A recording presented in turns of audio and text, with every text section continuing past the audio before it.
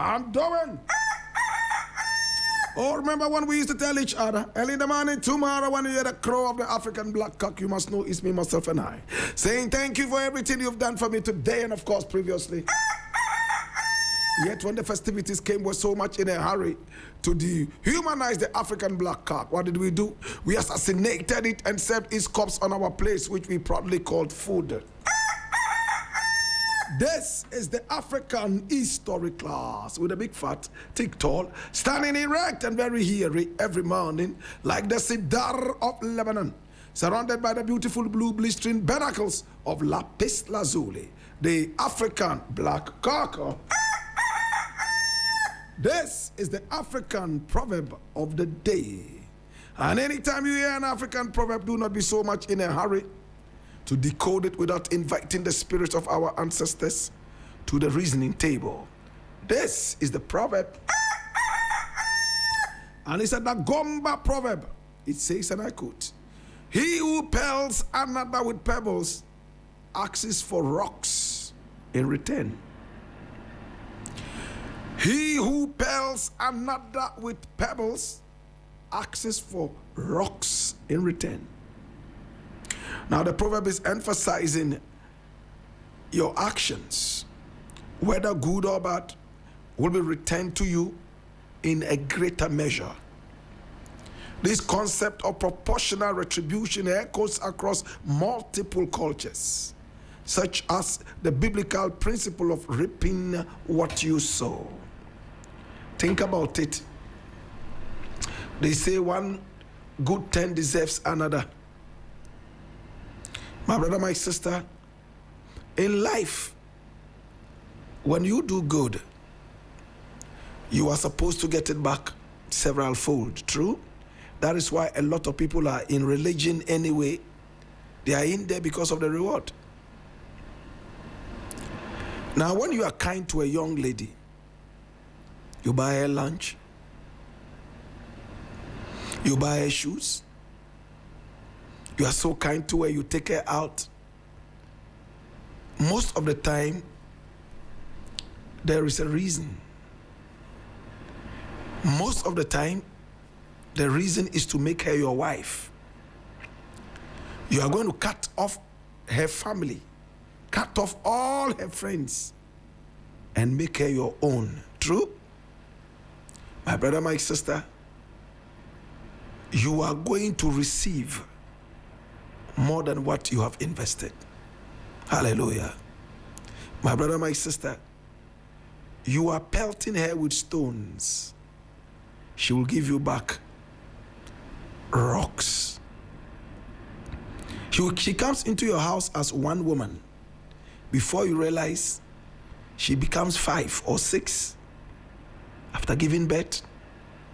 That is not to say birth is the only way we can reap from our friendship. Even the comfort, the peace, the support.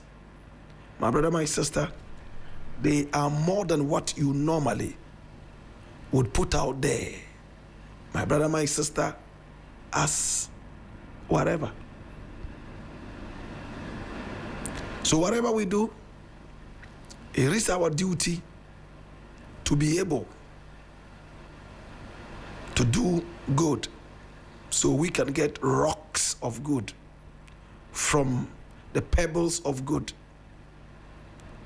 We should remember not to do bad, or else we will receive rocks of that as well from the pebbles. It's another way of saying, when you sow the wind, you will reap what? The storm. This is the African proverb of the day.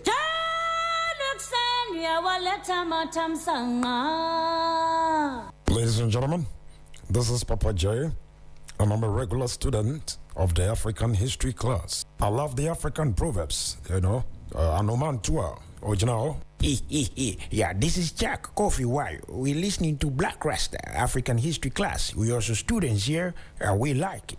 Yeah, more African stories, African history. You see?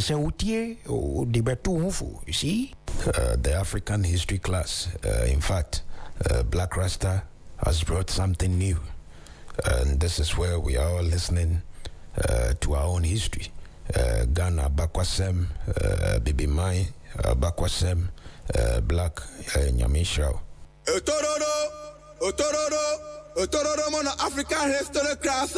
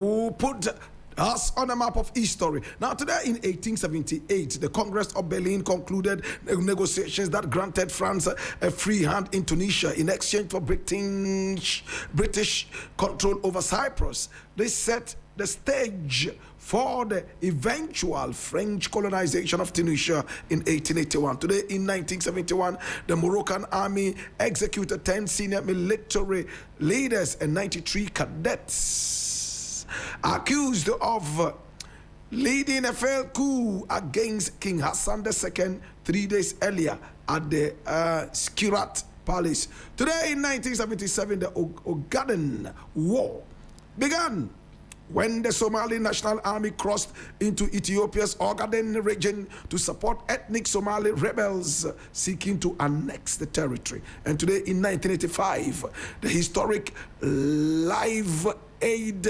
benefit concerts took place in London and Philadelphia, raising tens of millions of dollars to combat the devastating Ethiopian famine. This is the African History Class.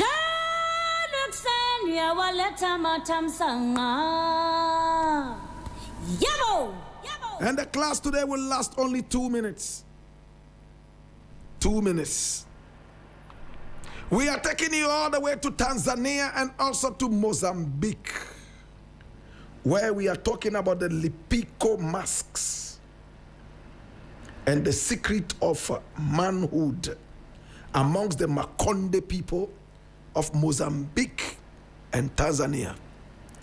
Now, in Mozambique and also in Tanzania, when a young boy starts growing some hair around his chin, puberty, he's seen as empty and he will be fighting a big war. Therefore, he has to be trained spiritually and physically to be able to take on the war ahead of him. So what do? They carry all the young boys who have reached puberty. You know what puberty is? You know that, right? Okay. They carry them all the way into the jungle for several months, sometimes 3 months, sometimes even 6 months maximum. And you know what they do to them there? They are supposed to look for their own food. And in the night, men would wear these masks that you see. They are called the Lipiko masks. They are supposed to act as demons. Where the young men do not expect them to be, they rise all of a sudden and start to whip them. They will whip the hell out of them. They are supposed to run and hide.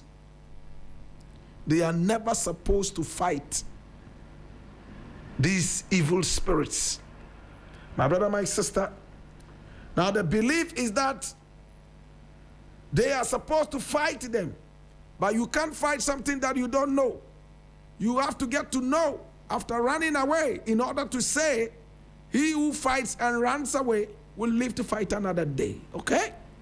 So once they get to know what this is, on the final day of the whole trial, they are now supposed to fight these demons when they appear to them, and then unmask them. It's not easy to remove the mask, but they are supposed to defeat them and then remove the mask.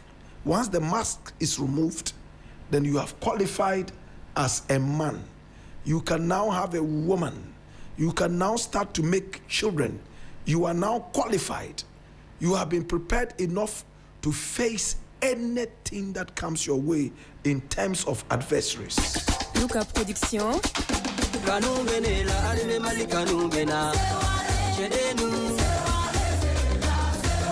And today we took you all the way to Tanzania and also Mozambique to talk about the Lipiko mask and the secret of manhood.